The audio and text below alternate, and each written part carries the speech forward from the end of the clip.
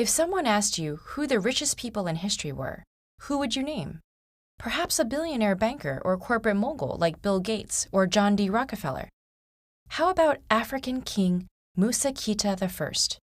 Ruling the Mali Empire in the 14th century CE, Mansa Musa, or the King of Kings, amassed a fortune that possibly made him one of the wealthiest people who ever lived. But his vast wealth was only one piece of his rich legacy. When Mansa Musa came to power in 1312, much of Europe was racked by famine and civil wars. But many African kingdoms and the Islamic world were flourishing, and Mansa Musa played a great role in bringing the fruits of this flourishing to his own realm.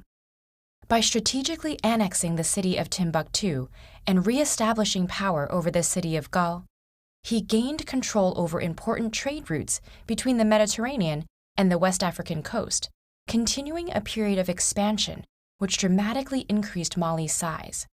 The territory of the Mali Empire was rich in natural resources, such as gold and salt. The world first witnessed the extent of Mansa Musa's wealth in 1324, when he took his pilgrimage to Mecca. Not one to travel on a budget, he brought a caravan stretching as far as the eye could see.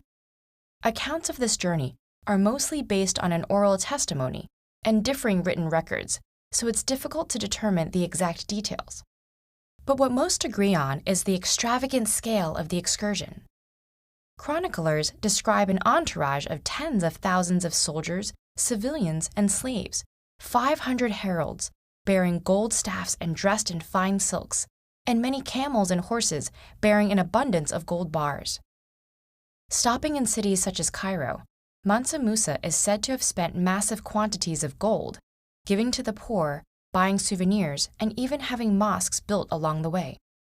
In fact, his spending may have destabilized the regional economy, causing mass inflation.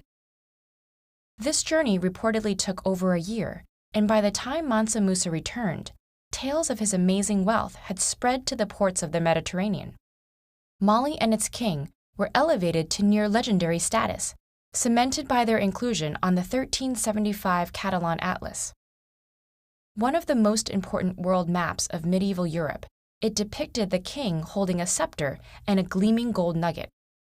Mansa Musa had literally put his empire and himself on the map. But material riches weren't the king's only concern.